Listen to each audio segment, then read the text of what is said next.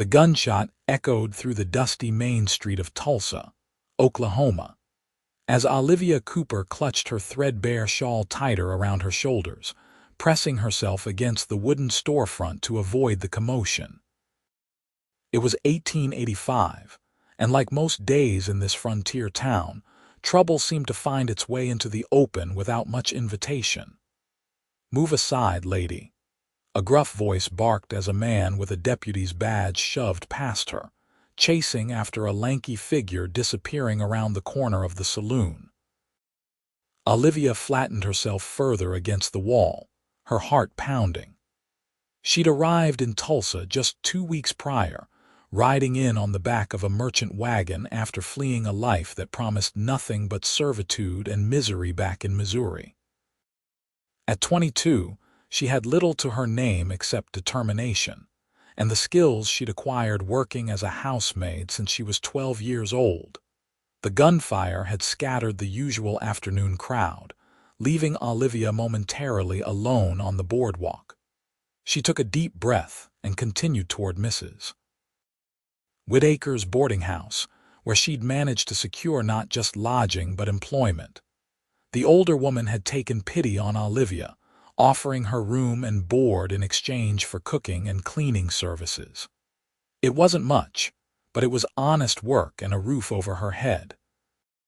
As she approached the mercantile, the door swung open suddenly, nearly striking her. A tall man in a dust-covered duster stepped out, his hat pulled low over his eyes. "Pardon me, miss," he said, his voice surprisingly gentle for a man of his stature. Olivia nodded quickly and tried to step around him, but her foot caught on an uneven plank. She stumbled forward, colliding with his solid chest. His hands shot out to steady her, strong and calloused, yet careful in their grip. "Easy there," he said, and when she looked up, she found herself staring into the clearest blue eyes she'd ever seen. "I'm sorry," she murmured, pulling away quickly and straightening her shawl. The man tipped his hat. "No harm done." He studied her for a moment. "You're new in town." It wasn't a question, but Olivia nodded anyway. "Yes, sir, Nathan Lawson," he offered, extending a hand. After a moment's hesitation, Olivia placed her fingers in his. "Olivia Cooper. Pleasure to meet you, Miss Cooper." He released her hand and reached into his coat, pulling out a folded paper. "I don't suppose you've seen this man around town. He's wanted for rustling cattle from my ranch." Olivia stared at the paper, feeling heat crawl up her neck as panic set in. The familiar shame washed over her as she glanced at the indecipherable markings on the paper. She'd learned to hide it well over the years, her inability to read, but moments like this always caught her unprepared. "I haven't seen many folks yet," she stammered, not meeting his eyes. Nathan Lawson watched her carefully, his gaze too perceptive for comfort. "You can't read it, can you?" he asked quietly, his voice free of judgment. Olivia's head snapped up, her eyes wide with embarrassment and defiance. "I manage just fine," she said stiffly. Instead of mockery, his expression softened. No shame in it. Plenty of folks never had the chance to learn. He tucked the wanted poster back into his coat. "I own the Circle L Ranch about 5 miles outside of town. If you ever wanted to learn, I could teach you." Olivia blinked, surprised by the offer. "Why would you do that?" Nathan shrugged. "I was a schoolteacher back east before I came out here to ranch. Old habits, I suppose." He smiled, and Olivia noticed how it transformed his weathered face, erasing years of hard living. "I work for Mrs. Whitaker," she said cautiously. "I'm busy most days." "Then I'll teach you every evening," he said simply. "After your work is done." Before Olivia could respond, more gunshots rang out from the direction of the saloon. Nathan's hand moved instinctively to the revolver on his hip. "Think about it, Miss Cooper," he said, already turning toward the commotion. "Everyone deserves a chance to read their own story." Olivia watched him stride away, his tall figure cutting through the gathering crowd with purpose. She hurried the remaining distance to the boarding house, her mind churning with the unexpected encounter. Mrs. Whittaker was waiting on the porch, her thin face pinched with worry. "There you are, girl. I was about to send someone looking for you with all that ruckus in town." "I'm fine, Mrs. Whittaker," Olivia assured her, stepping into the cool interior of the house. "Just got delayed a bit." "Well, there's bread to be baked and floors to be swept," the older woman said, eyeing Olivia's flushed cheeks with curiosity. "Something happened I should know about?" Olivia hesitated, then shook her head. "No, madam, nothing important." But as she tied an apron around her waist and set to work in the kitchen, Olivia couldn't stop thinking about Nathan Lawson's offer. Learning to read and write, it was a dream she'd long ago filed away as impossible. In the households where she'd worked, education was for the family children, not for servants. And yet, here was this stranger, offering to teach her with no apparent motive beyond kindness. She didn't trust kindness. Life had taught her that people rarely gave without expecting something in return. 3 days passed before Olivia saw Nathan Lawson again. She was hanging laundry in the yard behind the boarding house when the sound of hoofbeats drew her attention. Nathan sat atop a handsome chestnut gelding, dust covering his clothes from the ride into town. "Miss Cooper," he called, dismounting in one fluid motion. Olivia glanced nervously toward the house. Mrs. Whittaker was visiting her sister across town, but the boarders might notice a man calling on her. "Mr. Lawson," she acknowledged, continuing to pin a sheet to the line. "What brings you here?" "Came to see the sheriff about those rustlers," he said, looping his horse's reins around the fence post. "Thought I'd check if you'd considered my offer." Olivia's hand stilled. She had thought of little else, truth be told. "I appreciate it, but I don't see how it would work. I'm busy with my duties here until late most evenings." Nathan nodded, understanding in his eyes. "Sunday evenings, then. Mrs. Whittaker gives you Sundays off, doesn't she? Most decent employers do." "She does," Olivia admitted. "But no payment necessary," Nathan continued, seeming to read her mind. "Just the pleasure of passing on knowledge." Olivia lowered her hands from the clothesline, studying him. He was perhaps 30, with lines at the corners of his eyes that spoke of years squinting into the sun. His clothes were well worn but clean, his manner direct but not intimidating. "Why are you so set on teaching me?" she asked bluntly. Nathan removed his hat, running a hand through his sandy hair. "My mother couldn't read or write," he said quietly. "Worked herself to the bone raising me after my father died. I learned to read at the local church school, and every night I'd teach her what I'd learned. By the time I left for college, she could read the Bible front to back." His story touched something in Olivia. "She must have been proud of you." "She was," he said, a shadow crossing his face. "Lost her to pneumonia 5 years back. Teaching was our bond. I guess I'm offering you this because it honors her memory in a way." The sincerity in his voice was unmistakable. Olivia found herself nodding slowly. "Sunday evenings, then. But we meet in public places. I won't risk my reputation or my position here." Relief and something like happiness brightened Nathan's face. "The church has a reading room they let me use sometimes, being a former teacher. Would that suit you?" "It would," Olivia agreed, feeling a flutter of anticipation despite her lingering caution. "This Sunday, then. 6 o'clock. When Olivia nodded, Nathan replaced his hat. "I'll bring the books. All you need to bring is your willingness to learn." As he mounted his horse and rode away, Olivia wondered if she was being foolish. Yet the prospect of finally learning to read, of opening doors that had always been closed to her, was too tempting to resist. Sunday arrived with agonizing slowness.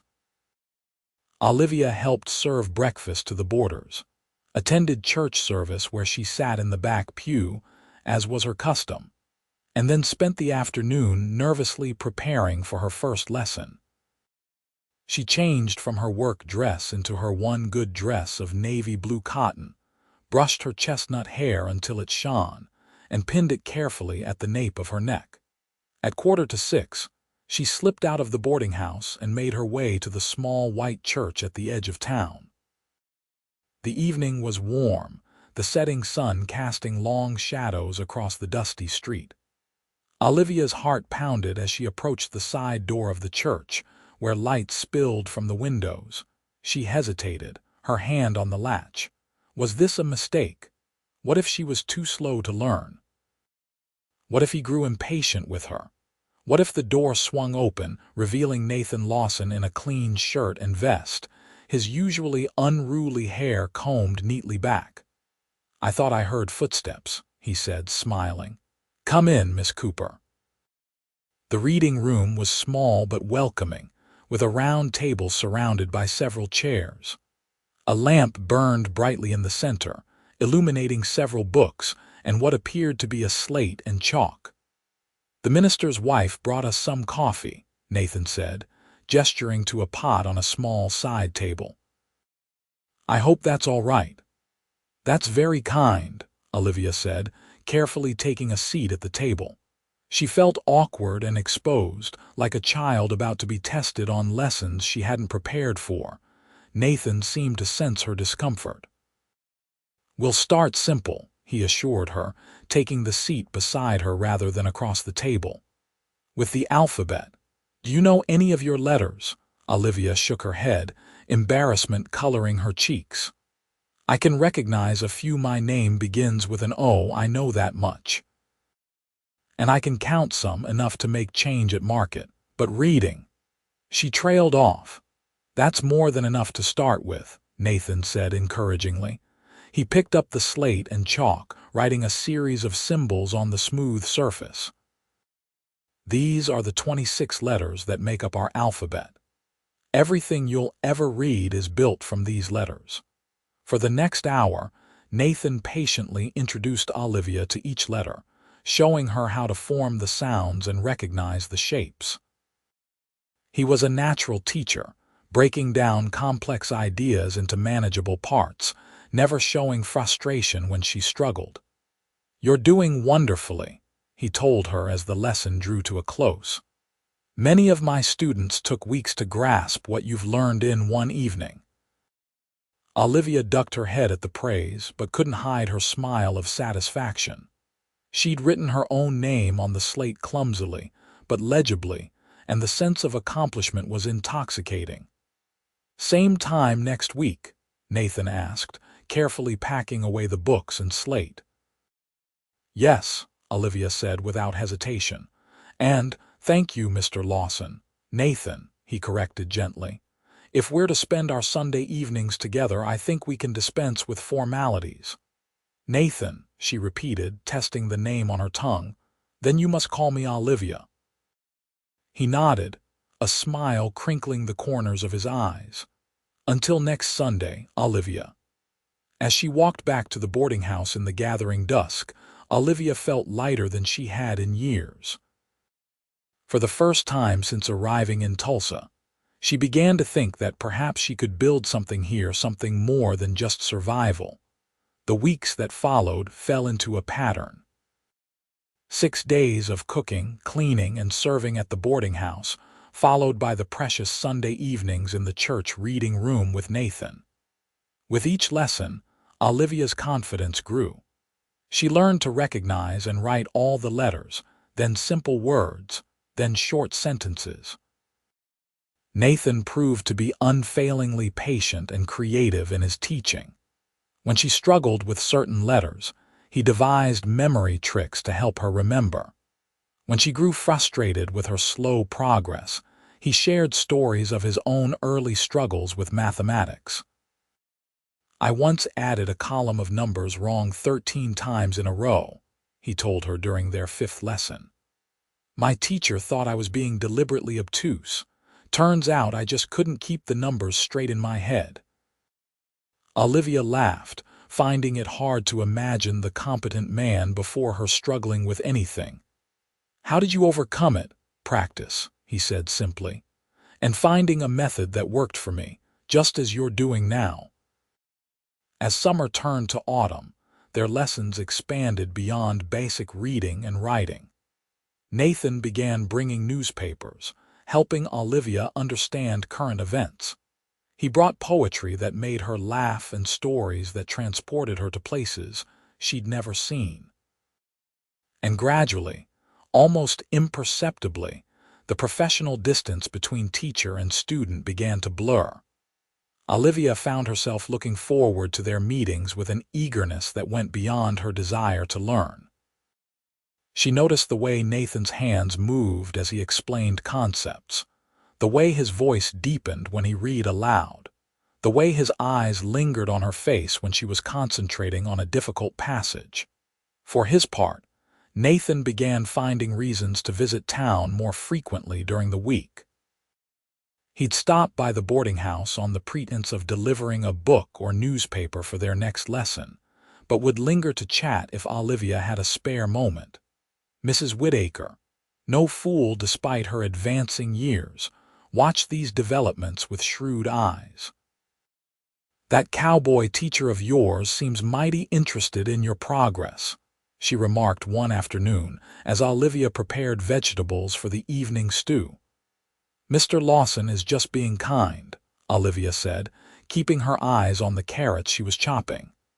"MMHMM," Mrs. Whittaker hummed skeptically. "And I suppose that's why he rides 5 miles into town twice a week now, just to drop off reading materials." Olivia had no response to that, and Mrs. Whittaker chuckled knowingly. "Girl, I've been around long enough to recognize courting when I see it, even if the two people involved haven't figured it out yet." Courting. The word sent a flutter of panic and hope through Olivia's chest. Was that what was happening? She'd had few experiences with men, a fumbling kiss from a delivery boy at 16, unwanted advances from the son of a previous employer that had ultimately led to her dismissal. Nothing like the quiet attention Nathan showed her. "He's just a kind man helping someone less fortunate," Olivia insisted, though her voice lacked conviction. "If you say so," Mrs. Whittaker said, patting Olivia's arm, "but you could do a lot worse than a man who owns his own ranch and treats you with respect. Just something to consider." That Sunday evening, Olivia found it difficult to concentrate on her lesson. Nathan had brought a copy of Little Women for her to practice with, but her mind kept wandering to Mrs. Whittaker's words. "You seem distracted tonight," Nathan observed after Olivia misread the same sentence for the third time. "Is everything all right?"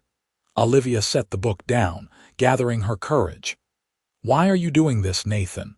Truly, he looked surprised by the directness of her question.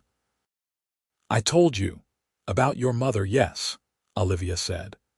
"But that doesn't explain why you ride into town so often, or why you spend your only free evening teaching me when you could be resting or socializing with friends." Nathan was quiet for a long moment, his eyes steady on hers. "At first, it was, as I said, honoring my mother's memory by passing on the gift of literacy." He hesitated, then continued more softly. "But now, I find myself looking forward to these evenings for entirely selfish reasons." "What reasons?" Olivia asked, her heart beating faster. "I enjoy your company, Olivia," he said simply. "Your determination, your quick mind, the way you see the world. I've met plenty of educated people who lack your insight and wisdom." His honesty deserved her own. "I enjoy your company too," she admitted. "More than I should, perhaps." A smile spread slowly across Nathan's face. "Is that so wrong? We're both adults free to choose our associations. You're a rancher and a former teacher. I'm a housekeeper who couldn't even write her own name 3 months ago," Olivia pointed out. "People would talk." "Let them talk," Nathan said, reaching across the table to cover her hand with his own. "I've never much cared for other people's opinions on how I should live my life. The warmth of his hand on hers sent a pleasant shock up Olivia's arm. She didn't pull away, despite knowing that she should. This was dangerous territory, far beyond the safe boundaries of student and teacher. "What exactly are you suggesting?" she asked, her voice barely above a whisper. "That perhaps our Sunday evenings could include more than just reading lessons," Nathan said. "That perhaps, when the weather is fine, we might go for walks together. Or when your half-day comes on Thursdays, you might consider riding out to see the ranch." "You're asking to court me," Olivia said, wanting the words spoken plainly. "I am," Nathan confirmed, "if you're amenable." Olivia took a deep breath, considering all the practical reasons why this was a bad idea.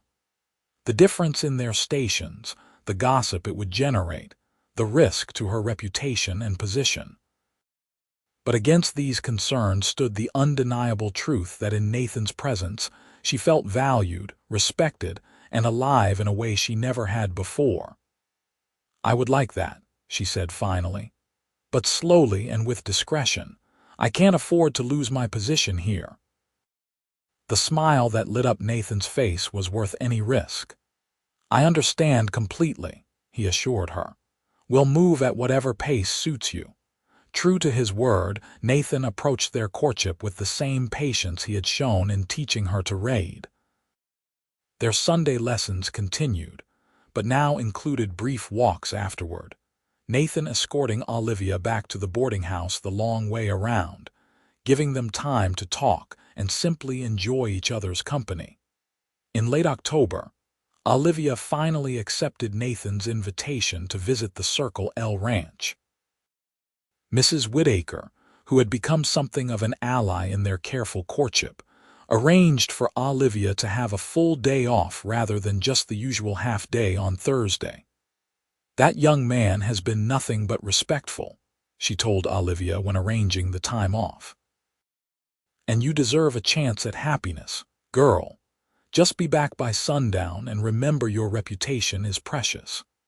Nathan arrived at the boarding house shortly after breakfast, driving a small buggy rather than riding his usual mount. He dressed in his Sunday best, and the sight of him waiting nervously on the porch sent a thrill through Olivia. The ride to the ranch took just under an hour, during which Nathan pointed out landmarks and told stories of his early days in the territory. Olivia found herself relaxing in his company, laughing more freely than she had in years. The Circle L Ranch came into view as they crested a small rise, a sprawling property with a sturdy main house. Several outbuildings, corrals, and pastures stretching as far as Olivia could see. Cattle dotted the landscape, and in the distance, several cowboys were visible working with the herd. "It's beautiful," Olivia said sincerely as Nathan helped her down from the buggy. "It's home," he said simply. "Come, I'll show you around." The main house was modest but well built, with a wide porch wrapping around three sides. Inside, the furnishings were practical rather than ornate, but everything was clean and in good repair.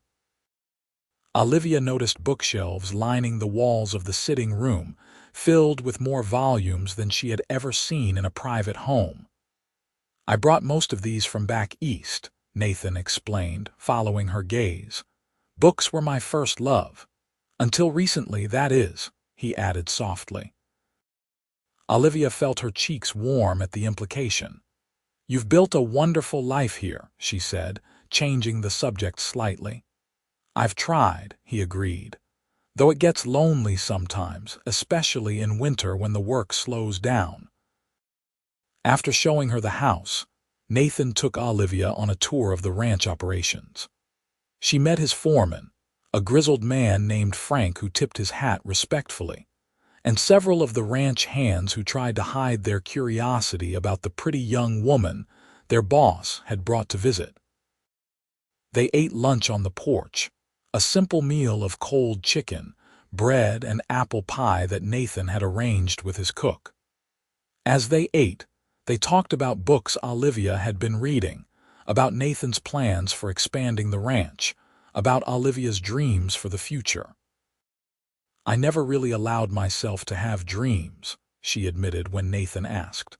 "Survival was always the priority, but now—" She hesitated, then continued with newfound confidence. "Now I think I might like to open a small shop someday, nothing fancy, just dry goods or millinery. Something that's mine." Nathan nodded encouragingly. "You'd be good at it. You have a keen eye and good sense with people." "It's just a thought," Olivia said, still uncomfortable with sharing her aspirations. "A silly one, probably." "Not silly at all," Nathan insisted. "Dreams are what keep us moving forward. Without them, we're just existing, not living." After lunch, they walked along the creek that ran through the property, the autumn sun warm on their faces despite the crisp air. Nathan offered Olivia his arm and she took it, enjoying the solid strength of him beside her. "I'm glad you came today," he said as they paused to watch a pair of deer drinking from the creek. "I wanted you to see this place, to understand this part of my life." "Thank you for inviting me," Olivia replied. "It helps me understand you better." Nathan turned to face her, his expression serious. "Olivia, I want you to know that my intentions are honorable. I care for you deeply, and I hope that in time you might consider—" He trailed off, seeming uncharacteristically uncertain. "Consider what?" Olivia prompted, though she thought she knew where he was heading. "A future together," he said finally. "Not immediately. I know we're still getting to know each other. But someday." The directness of his statement both thrilled and terrified Olivia.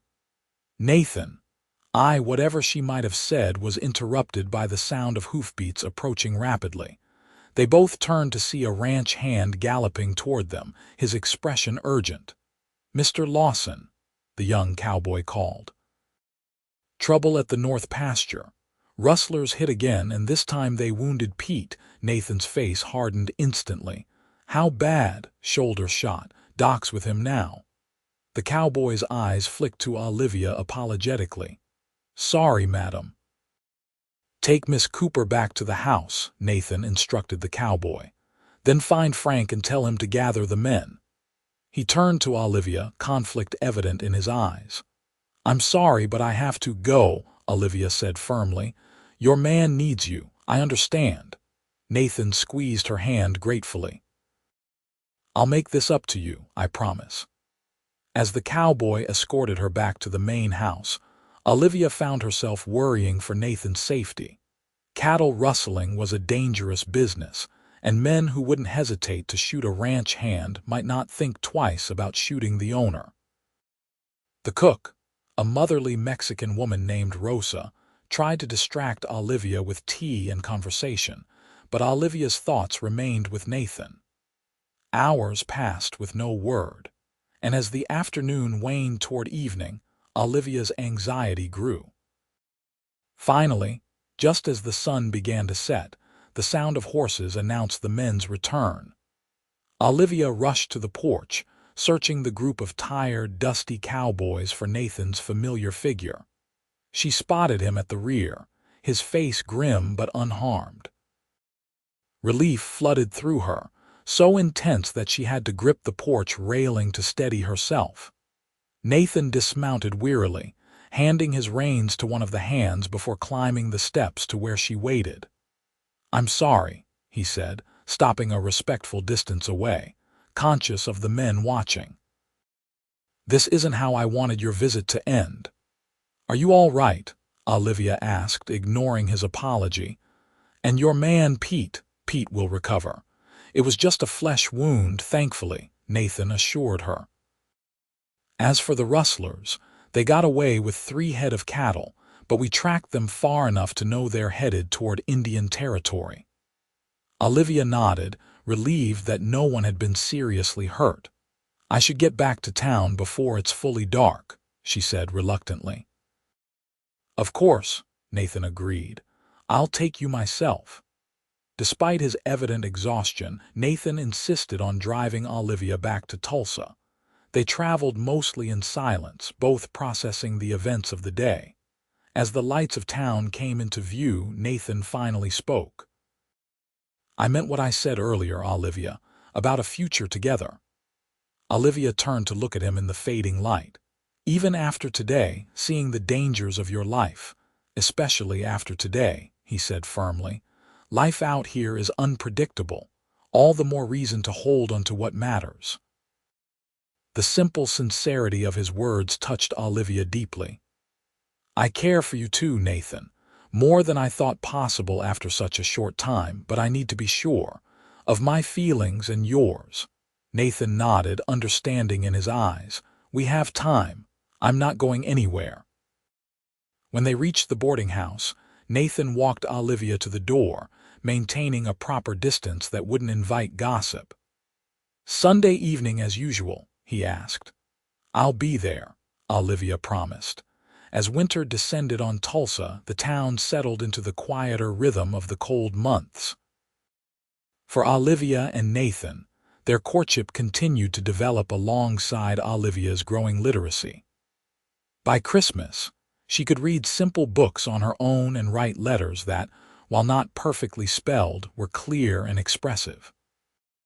Nathan gave her a journal for Christmas, bound in soft leather with her initials stamped on the cover. "For your thoughts," he explained as she ran her fingers over the smooth surface. "Every writer needs a place to practice their craft." Olivia had saved and scrimped to buy him a warm wool scarf, which she had carefully stitched his initials into. "So you won't catch cold riding between the ranch and town," she told him shyly. Their eyes met over the exchange of gifts, and Olivia knew with sudden clarity that she was falling in love with this kind, patient man who had opened a new world to her through letters and words. The new year brought challenges. A particularly harsh winter storm stranded Nathan at the ranch for nearly 3 weeks, leaving Olivia anxious and lonely. When he finally made it back to town, thinner and with a new scar on his chin from a fall on the ice, she nearly wept with relief. "I missed you," she admitted as they sat in the church reading room, their books forgotten. "I thought of you every day," Nathan replied. "Wondered how your reading was progressing if you were using the journal." "I wrote in it every day," Olivia told him. "Mostly about how worried I was about you." Nathan's expression softened. "I'm sorry to have caused you concern. Ranch life isn't always predictable or convenient."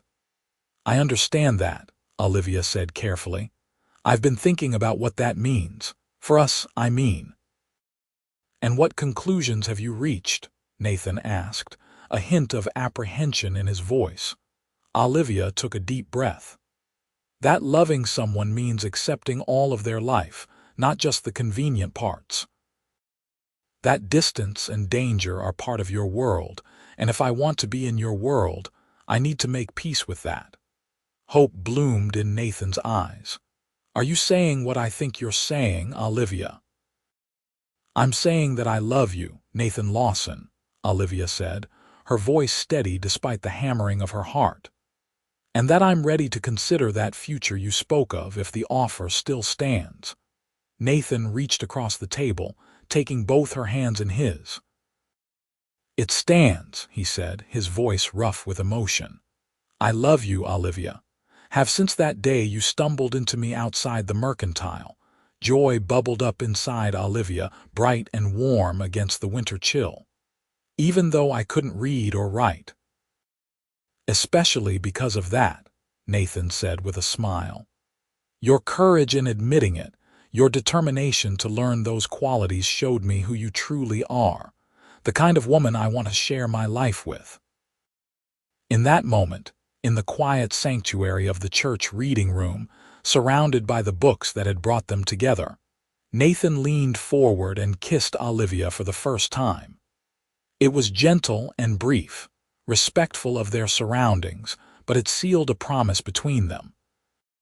Spring arrived early that year, turning the prairie around Tulsa a vibrant green almost overnight. With the improved weather came increased activity at the ranch.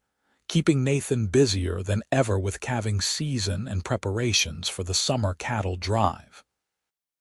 Despite his workload, he made time to formally ask Mrs. Whitaker for permission to court Olivia, a gesture that impressed the older woman considerably. "About time you made it official," she told him with a knowing smile. "Been watching you two dance around each other for months." With Mrs. Whitaker's blessing, their courtship became public knowledge in Tulsa. There were a few raised eyebrows at the match between the educated rancher and the boarding house worker, but most people in town had witnessed the gradual development of their relationship and found it a welcome piece of good news in often challenging times. In late April, Nathan invited Olivia to Sunday dinner at the ranch, where she was formally introduced to his ranch hands as the woman I intend to marry. The declaration, made without prior warning, left Olivia speechless with surprise and happiness. "You might have warned me," she chided him afterward as they walked along the creek, now rushing with spring runoff. "And missed the look on your face," Nathan teased. "Never. Besides, I wanted you to know I'm serious about us, Olivia. I don't want to rush you, but I also don't want to leave any doubt about my intentions." "I never doubted you," Olivia assured him, squeezing his hand. "But there are practical matters to consider. I still work for Mrs. Whitaker." "I have no family, no dowry to speak of. Do you honestly think I care about any of that?" Nathan interrupted. "I love you, Olivia. I love your mind, your spirit, your determination. Everything else is just details." Olivia smiled at his fervor. "Details matter, though. I wouldn't want people to think I'm marrying you for your ranch or your position." "Anyone who knows you would never think that," Nathan said firmly. "And anyone who doesn't know you isn't worth worrying about." As they stood by the creek, surrounded by the new life of spring, Nathan suddenly dropped to one knee, taking Olivia's hand in his. "I had planned to do this more formally," he said, looking up at her with love shining in his blue eyes. "But I find I can't wait another moment. Olivia Cooper, would you do me the honor of becoming my wife?" Tears sprang to Olivia's eyes, happy tears that blurred the sight of this good man kneeling before her. "Yes," she whispered, then louder. "Yes, I will marry you, Nathan."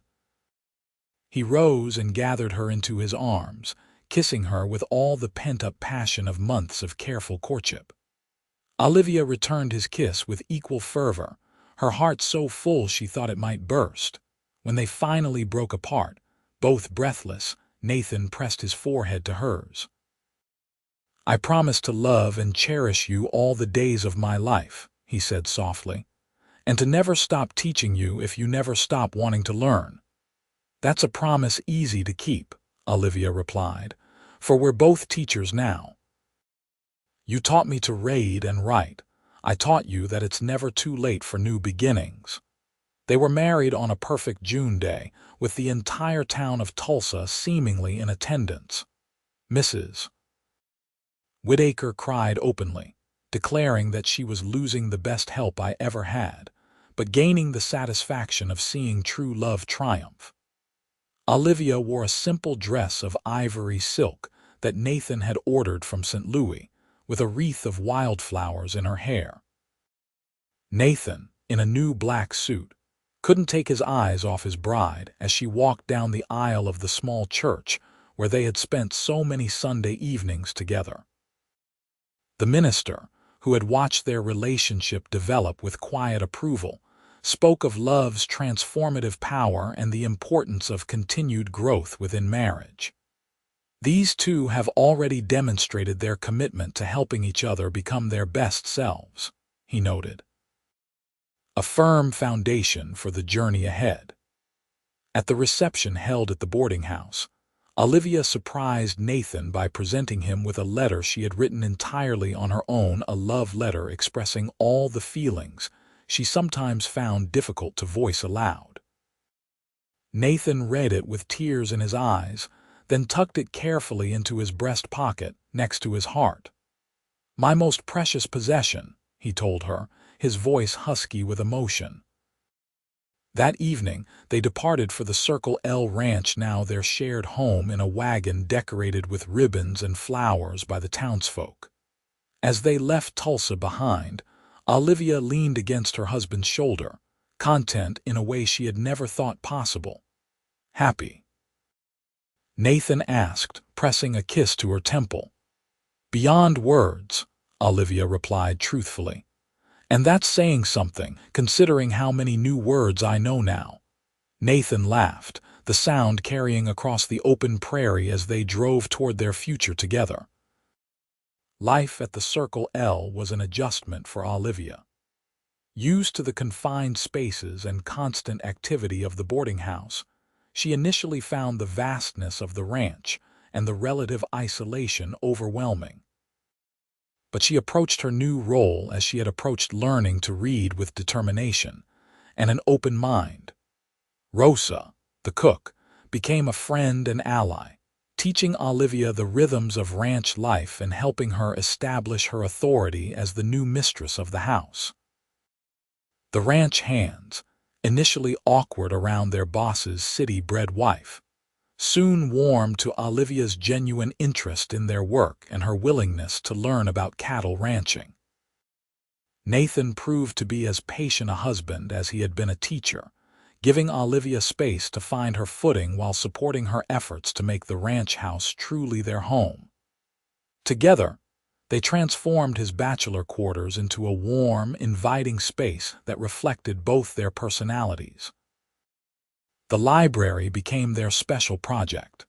Nathan built additional shelves, and they organized his book collection, with Olivia practicing her reading skills by working through his extensive library. As her confidence grew, she began reading aloud to him in the evenings, halting at first, then with increasing fluency. "You're a natural," he told her one night after she finished a chapter of David Copperfield without a single mistake. "A born storyteller." Olivia blushed at the praise. "I had a good teacher." "You had determination," Nathan corrected. "All I did was show you the path." Their first year of marriage passed in a haze of happiness, marred only by the normal challenges of ranch life, a drought that threatened the summer grazing, a fall roundup complicated by early snow, the occasional conflicts with neighboring ranchers over water rights or strayed cattle. Through it all, Nathan and Olivia faced each challenge as a team. Olivia's practical nature complemented Nathan's occasional tendency toward idealism, while his education and experience helped temper her sometimes overly cautious approach to problems. By their first anniversary, Olivia had fully embraced her role as a rancher's wife. She kept the books for the ranch, a task that filled her with particular pride, given where she had started, managed the household staff, and even learned to ride well enough to occasionally accompany Nathan on his rounds of the property. "I never imagined this life for myself," she confessed to him as they picnicked by the creek on their anniversary. "A year ago, I was still getting used to the idea of being a wife. Now I can't imagine being anything else." "You're much more than just my wife," Nathan said, stroking her cheek tenderly. "You're my partner, my confidante, my heart." Olivia leaned into his touch. "And you're the man who opened the world to me, one letter at a time." That autumn brought news that added a new dimension to their happiness. Olivia was expecting their first child. The pregnancy, confirmed by the doctor in Tulsa, filled both of them with a mixture of joy and trepidation. "Are you afraid?" Nathan asked one night as they lay in bed, his hand resting protectively over Olivia's still flat stomach. "A little," Olivia admitted. "Childbirth is always risky and we're far from town, but mostly I'm excited. Nervous about being a good mother, but excited to meet our child." "You'll be an amazing mother," Nathan assured her. "You have so much love to give." As Olivia's pregnancy progressed, Nathan became increasingly protective, insisting she rest more and hiring additional help for the house. His concern touched Olivia, though she sometimes found his hovering amusing. "I'm not made of glass, Nathan," she told him when he objected to her carrying a basket of laundry. "Women have been having babies since the beginning of time, many while doing far more strenuous work than hanging sheets."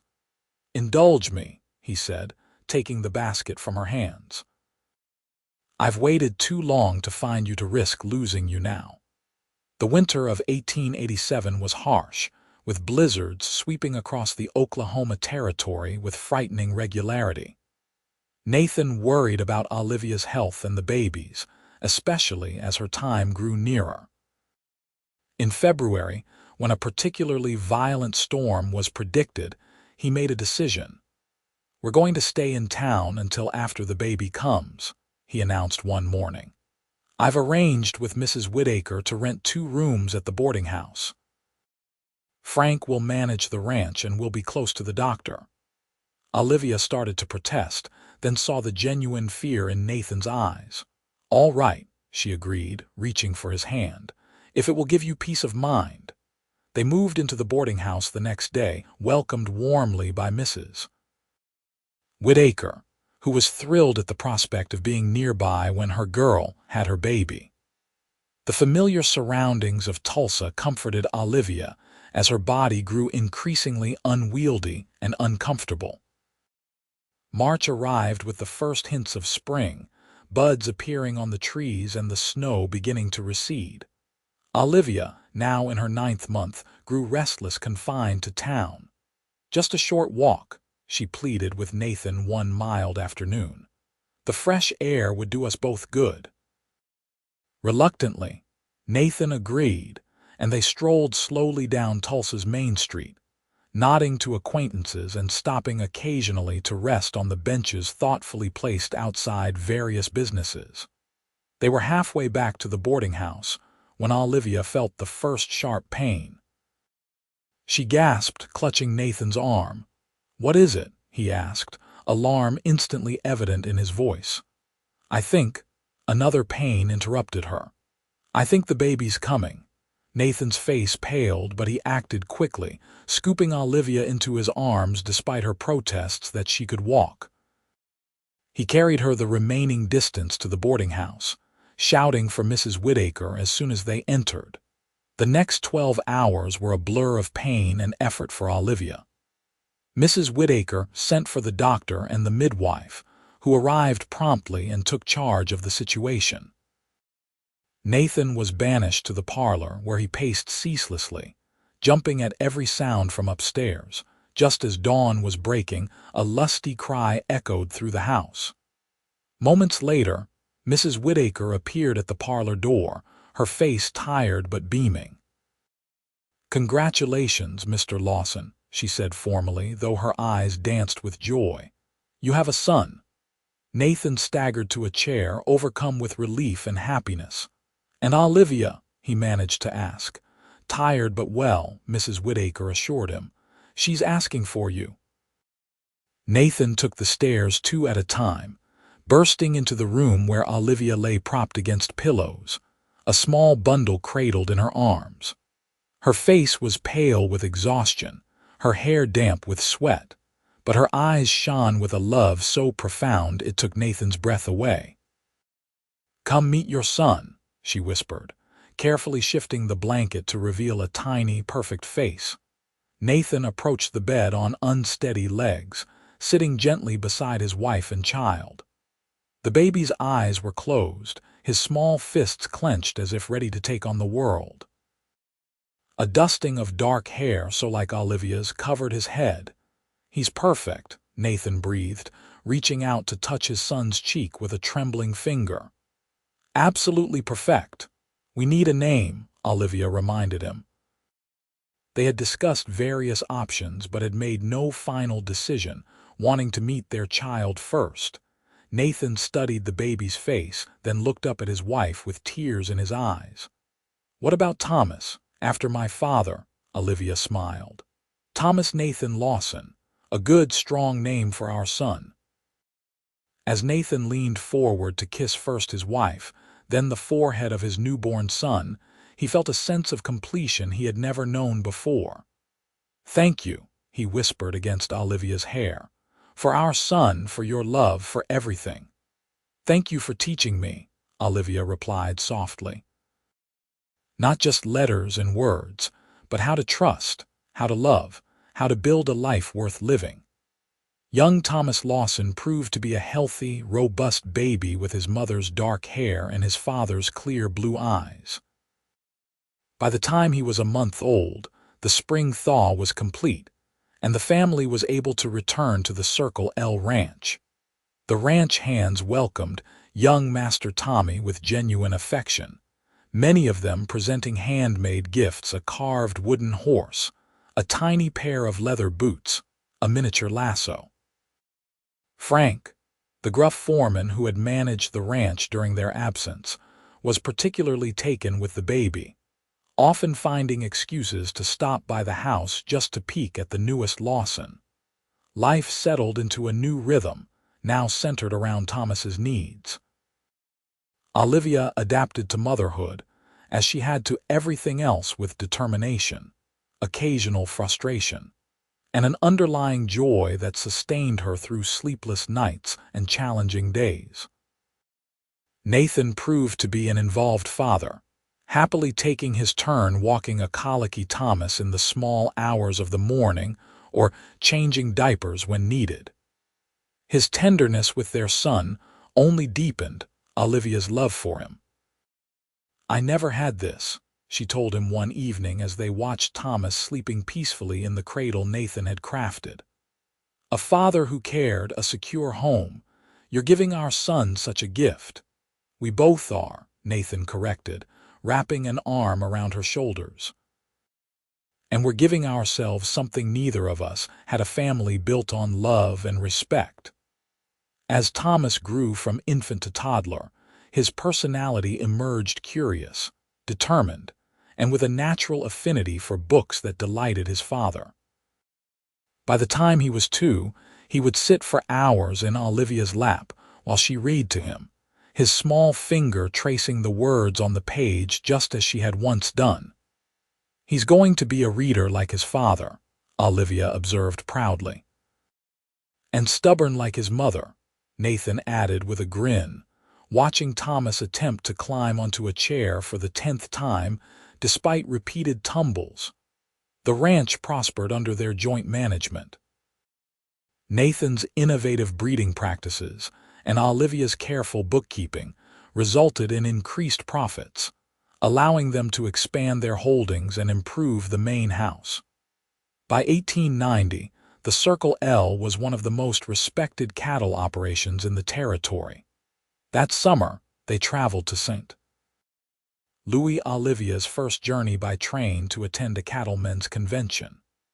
While Nathan networked with other ranchers and livestock dealers, Olivia explored the city with 3-year-old Thomas, marveling at the bustling streets, grand buildings, and luxurious shops. "It's another world," she told Nathan as they prepared for the convention's formal dinner.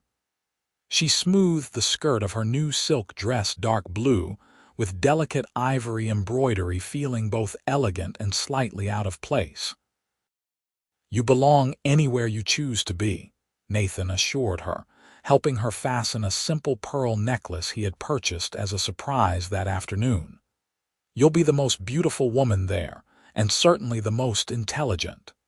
The dinner proved to be less intimidating than Olivia had feared. Several of the ranchers' wives sought her out, curious about this poised young woman from Oklahoma Territory who spoke knowledgeably about cattle markets and breeding programs. By the end of the evening, Olivia had formed connections that would later develop into lasting friendships. On their last night in St. Louis, with Thomas sleeping soundly in the adjoining room of their hotel suite, Nathan presented Olivia with a small package. "What's this for?" she asked, untying the ribbon carefully. "To commemorate our first big trip together," Nathan explained. "And to thank you for being the kind of partner who makes all of this possible.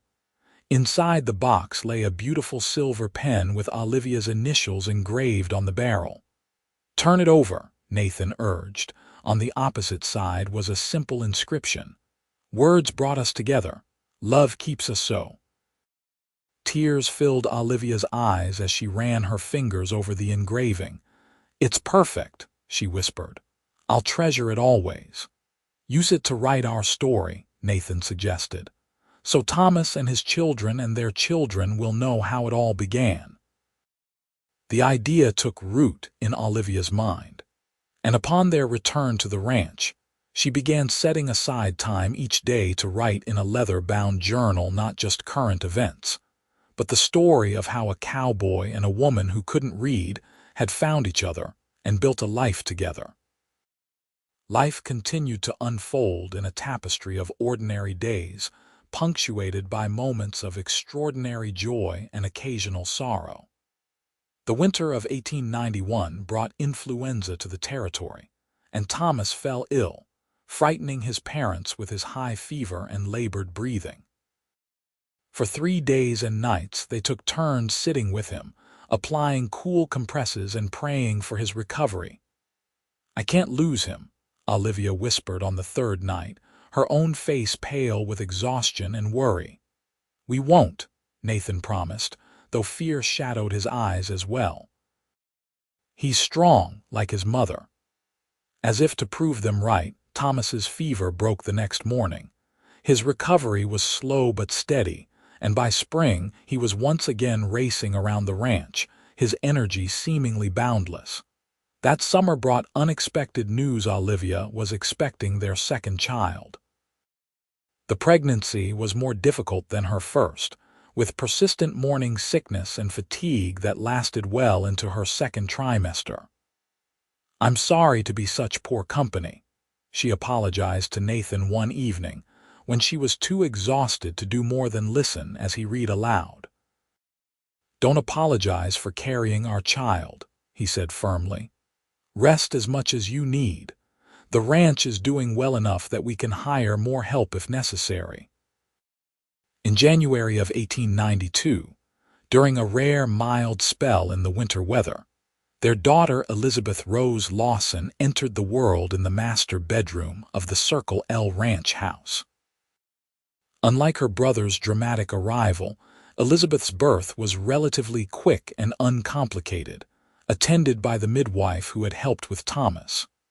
"She has your mouth," Olivia noted as they admired their newborn daughter, "and I think she'll have your hair color too." Nathan cradled his daughter with practiced ease. "She's going to be beautiful like her mother," he predicted. "And smart as a whip, I've no doubt." Thomas, now 5, approached his role as big brother with solemn responsibility, bringing his favorite toys to show the baby and asking earnest questions about when she would be old enough to play cowboys with him. "Not for a while yet, son," Nathan explained patiently. "But she'll be running after you before you know it." As spring returned to Oklahoma territory, Olivia found herself reflecting on the journey that had brought her to this point, from a frightened young woman hiding her illiteracy to a confident wife, mother, and partner in a successful ranch.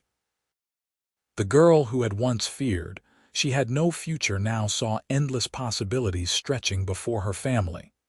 One evening, as she sat on the porch watching Nathan teach Thomas to throw a lasso while Elizabeth slept in her cradle nearby, Olivia felt a contentment so deep it brought tears to her eyes.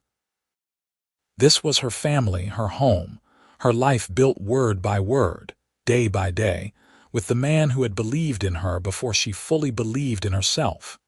Nathan looked up, catching her gaze across the yard. He smiled, that same warm smile that had first drawn her to him, and Olivia's heart swelled with love. "Thank you," she whispered, too softly for him to hear but with all the fervor of a prayer. "For teaching me, for loving me, for everything." As if he had heard her thoughts, Nathan handed the small lasso to Thomas and walked toward the porch, his eyes never leaving hers. He sat beside her, taking her hand in his. "Happy?" he asked, just as he had on their wedding day. Olivia leaned against his shoulder, watching their son practice his roping technique with fierce concentration, their daughter sleeping peacefully nearby. The ranch stretched around them, a testament to their shared vision and hard work. And in her mind were all the words she had learned: love, family, home, hope, future, each one a gift he had given her. "Beyond words," she answered truthfully. "Beyond even the most beautiful words I know." Nathan pressed a kiss to her temple, his arm tightening around her shoulders. "That's saying something," he murmured, echoing her words from years ago. "Considering how many you know now." Together they sat in the gathering dusk, watching their children, secure in the knowledge that their story, begun with a simple offer of evening lessons, would continue to unfold, page by page, year by year, written in the language of love they had created together. By 1900, the Circle L Ranch had grown into one of the most prosperous operations in Oklahoma Territory. Nathan and Olivia had expanded their holdings to include over 5,000 acres of prime grazing land and a herd of nearly 2,000 cattle. Their breeding program, focusing on hardier stock that could withstand the sometimes harsh Oklahoma climate, had earned them a reputation that extended beyond the territory's borders. Thomas, now 13, was growing into a thoughtful young man with his father's height and his mother's quick mind. Already he showed a talent for working with the cattle, though his true passion lay in the books that filled the ranch house library. Elizabeth, 8 years old and fearless, spent more time on horseback than indoors, much to her mother's occasional dismay. They had welcomed a third child in 1896, James Franklin Lawson, named after Nathan's father and their loyal foreman, who had sadly passed away the previous winter. At 4, Jamie was a sunny-natured boy who toddled after his older siblings with unwavering determination. The turn of the century brought changes to their part of Oklahoma. The territory was pushing for statehood, and the wild, open character of the frontier was gradually giving way to more settled communities. Tulsa had grown from the small town where Nathan and Olivia had met to a bustling center of commerce, with a proper school, several churches, and even a small theater. "Things are changing so fast," Olivia remarked one evening as they sat on the porch after the children had gone to bed. "Sometimes I hardly recognize Tulsa when we go into town. Progress, they call it," Nathan said, a hint of wistfulness in his voice. "Though I'm not convinced all change is for the better." Olivia squeezed his hand. "Some changes are definitely for the better," she reminded him. "I wouldn't want to go back to the days before indoor plumbing or the telephone." Nathan laughed. "Fair point, and I suppose our children will see even more remarkable changes in their lifetimes." "Speaking of the children," Olivia said, shifting to face him more directly, "I've been thinking about their education. Thomas especially, he's so bright, Nathan. He deserves more than what the Tulsa school can offer." Nathan nodded thoughtfully. They had discussed this topic with increasing frequency as Thomas approached the age where decisions about higher education became pressing. "What are you thinking?" "Maybe a preparatory school back east.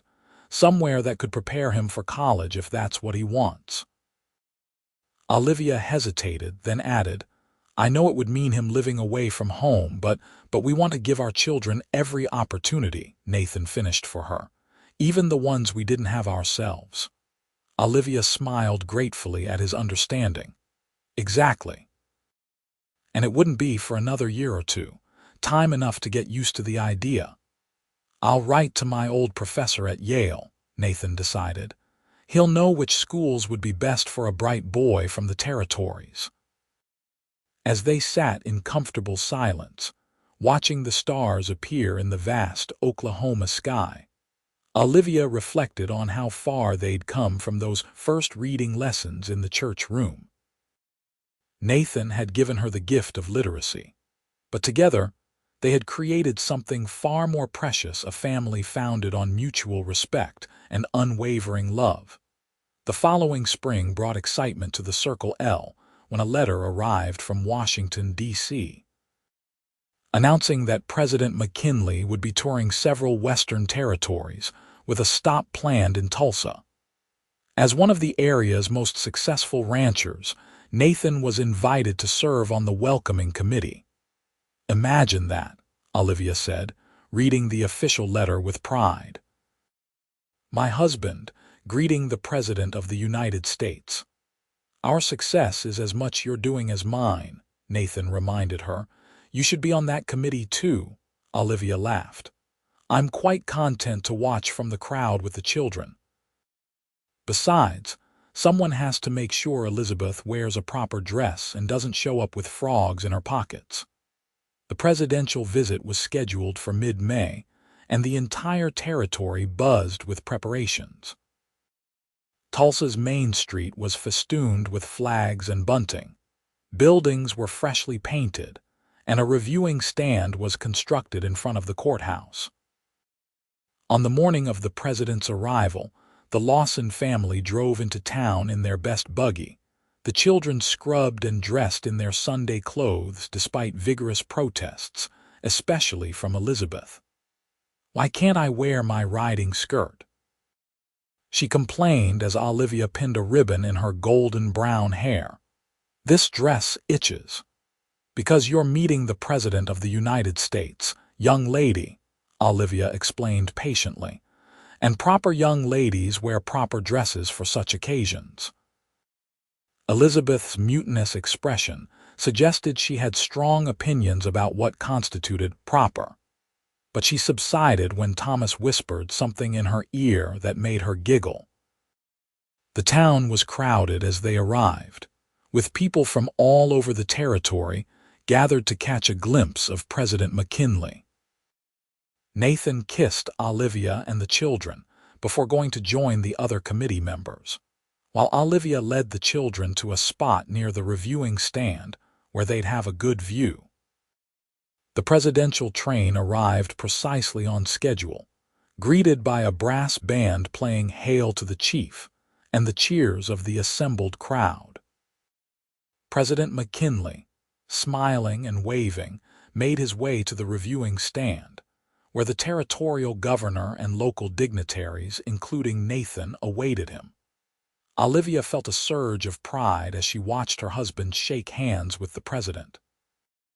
Nathan stood straight and confident among the officials, his simple black suit no less distinguished than the more elaborate attire of some committee members. "That's Papa," Jamie exclaimed excitedly, pointing. "He's talking to the president." "Yes, he is," Olivia confirmed, lifting the boy onto her hip so he could see better. "Isn't that something?" After the speeches and official greetings, a reception was held at the new Tulsa hotel. As the wife of a committee member, Olivia was invited to attend with the children. She approached the receiving line with a combination of nervousness and determination, holding Jamie's hand while Thomas and Elizabeth followed closely behind. "Mr. President, may I present Mrs. Nathan Lawson and their children," the governor announced as they reached the front of the line. President McKinley smiled warmly, taking Olivia's hand. "Mrs. Lawson, a pleasure. Your husband was just telling me about your cattle breeding program. Most impressive."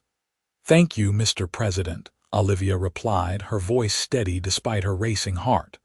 "The Circle L is a true partnership." The president nodded approvingly, then bent slightly to address the children. "And these fine young Americans must be quite proud of their parents." Thomas stepped forward with perfect composure. "Yes, sir, Mr. President, very proud." Not to be outdone, Elizabeth moved to her brother's side. "Papa taught Mama to read and write," she announced with the forthright honesty of an 8-year-old. "And now she reads better than almost anybody." Olivia felt her cheeks warm, but President McKinley seemed charmed. "Is that so? What a wonderful story." Education is the foundation of our great nation's future. That's what Papa always says, Elizabeth agreed seriously. He used to be a teacher before he was a rancher. The president glanced at Nathan, who had moved to stand beside his family. A teacher and a rancher. The territories need more men like you, Mr. Lawson. Thank you, sir, Nathan replied, his hand finding Olivia's. But any success I've had is due in large part to my wife's intelligence and determination. The moment was brief, the receiving line was long, and protocol demanded they move along, but as they stepped away, Olivia felt a sense of completion she had never experienced before. The illiterate young woman who had once feared being exposed now stood confidently before the President of the United States, acknowledged as an equal partner in her family's success. That night, after they returned to the ranch and the children were asleep, Olivia found Nathan in the library, examining a map of the territory. "What are you planning now?" she asked, coming to stand beside him. "Just thinking about the future," he said, putting an arm around her waist. "Oklahoma will be a state soon. More changes coming, more opportunities," Olivia suggested. "For us, for the children." Nathan turned to face her, his expression thoughtful. "You were magnificent today," he said, talking to the president as comfortably as if he were any visitor to the ranch. Olivia smiled. "I've come a long way from the girl who couldn't read a wanted poster." "We've both come a long way," Nathan agreed, "but the best part of the journey has been walking it together." He pulled her into his arms then, holding her close as if still marveling that they had found each other. "I love you, Olivia Lawson, more today than yesterday and not as much as I will tomorrow." "I love you too," Olivia whispered against his chest, feeling the steady beat of his heart. "Thank you for teaching me to read my own story." "Our story," Nathan corrected gently, "and we're still writing it one day at a time." As they stood together in the library, surrounded by book symbols of the world that had opened to Olivia through Nathan's patient teaching, she reflected on the unexpected turns her life had taken. From a frightened young woman with a closely guarded secret to a confident wife, mother, and rancher who had shaken the president's hand, all because a kind cowboy had said, "Then I'll teach you every evening." The years continued to unfold, each one bringing new challenges and joys. In 1907, Oklahoma achieved statehood, an event the Lawsons celebrated with a grand barbecue at the Circle L, hosting neighbors, friends, and local officials. By then, Thomas was attending a preparatory school in Massachusetts, coming home only for holidays and summer breaks. "He looks more like a city boy every time he comes home," Nathan observed with a mixture of pride and wistfulness as they watched their eldest son demonstrate a complicated card trick to his siblings. All those Eastern manners and expressions. "He's still our Thomas underneath," Olivia assured him. "Did you see how quickly he was back in the saddle after he arrived? And he spent hours with the new calves yesterday." Elizabeth, now 15, was blossoming into a beautiful young woman, though she steadfastly refused to give up her boyish pursuits. She could ride as well as any of the ranch hands, and had an uncanny ability with horses that even Nathan admitted surpassed his own. "I want to help run the ranch someday," she announced at dinner one evening. "Not just the house part, but the cattle and the breeding program too." Nathan and Olivia exchanged glances. "It's not traditional," Nathan said carefully. "When have we ever cared about traditional?" Olivia asked, raising an eyebrow. "Wasn't it you who told me that the territories needed people willing to forge new paths?" Nathan laughed, conceding the point. "You're right, as usual. If Elizabeth wants to learn the ranching business, I can't think of a better partner for the task." Jamie, at 11, was still finding his own path. Quieter than his siblings, He showed a talent for drawing and an interest in the natural world that suggested he might one day pursue a scientific career. As their children grew and began to chart their own courses, Nathan and Olivia found themselves adapting to new roles. No longer were they simply teaching their children to read or ride. Now they were guiding young adults toward independence while maintaining the strong family bonds they had worked so hard to create. The wider world continued to change around them. Automobiles began to appear on Tulsa's streets, though Nathan remained skeptical of the noisy contraptions. "They spook the horses and break down more often than not," he complained after their first automobile ride, arranged by a neighbor who had purchased one of the expensive vehicles. "But think how much faster we could get to town," Olivia pointed out, "or how much easier it would be for Thomas to come home from the train station." "We'll see," Nathan said, which Olivia knew was as close to agreement as she was likely to get at the moment. In 1912, Thomas graduated from Yale University with honors, following in his father's footsteps, but charting his own path with a degree in agricultural science.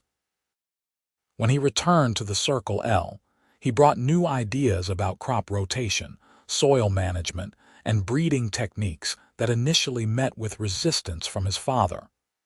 "We've been running this ranch successfully for nearly 30 years, Nathan argued during a particularly heated discussion.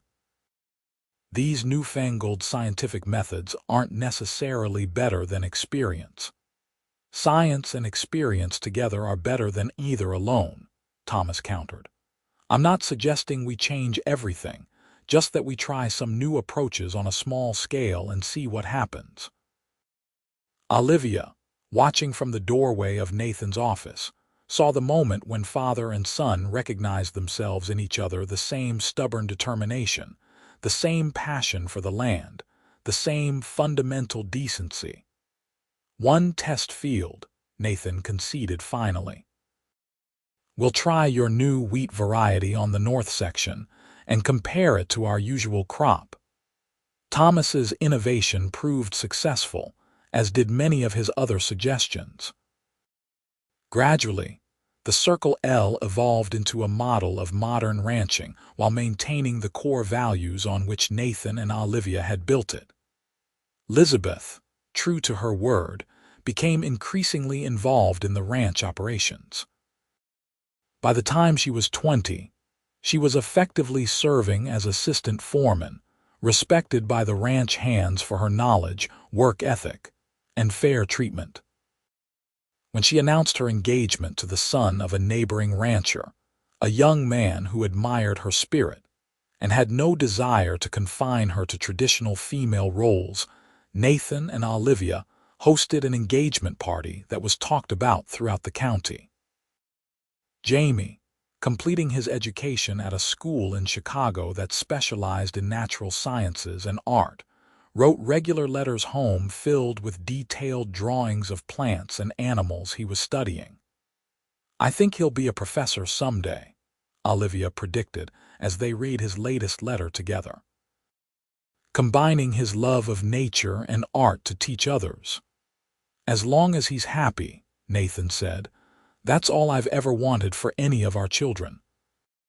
In the spring of 1916, as talk of America entering the Great War in Europe grew more insistent, Nathan and Olivia celebrated their 30th wedding anniversary. The celebration, held at the ranch, brought together family, friends, and neighbors to honor the couple whose partnership had helped shape the development of their corner of Oklahoma. During the festivities, Thomas called for attention and raised his glass. "To my parents," he said, his voice carrying across the gathering, "who taught me that the most important lessons aren't found in books, but in how we live our lives and treat those we love." Elizabeth added her own toast. "To the most unconventional and wonderful parents a girl could have. Papa, who taught me that women can do anything they set their minds to, and Mama, who showed me what quiet strength really looks like. Jamie, home from school for the occasion, spoke last. To my parents, who created not just a successful ranch but a real home, a place where questions were welcomed, dreams were encouraged, and love was never in short supply. As the guests applauded, Nathan turned to Olivia, his eyes bright with emotion. Did you ever imagine, all those years ago in that church reading room, that we'd be standing here today surrounded by our family? Olivia shook her head, her own eyes damp with happy tears. I couldn't imagine it because I didn't have the words for it yet, she said softly. You gave me those words, Nathan. You gave me everything. No, he corrected gently, taking her hand in his. We gave each other everything, and we're not finished yet. As they stood together, surrounded by the family they had created and the life they had built word by word, choice by choice, day by day, Olivia knew with absolute certainty that the frightened young woman who had once hidden her inability to read could never have imagined the richness of the life that awaited her. All because she had found the courage to admit, I can't read or write, and a patient cowboy had replied, Then I'll teach you every evening. It was the beginning of their story, a story of love, learning, and a shared journey that had transformed not just their own lives, but the lives of their children and the community around them. A story still being written, one day at a time, with words of love that would echo through generations to come.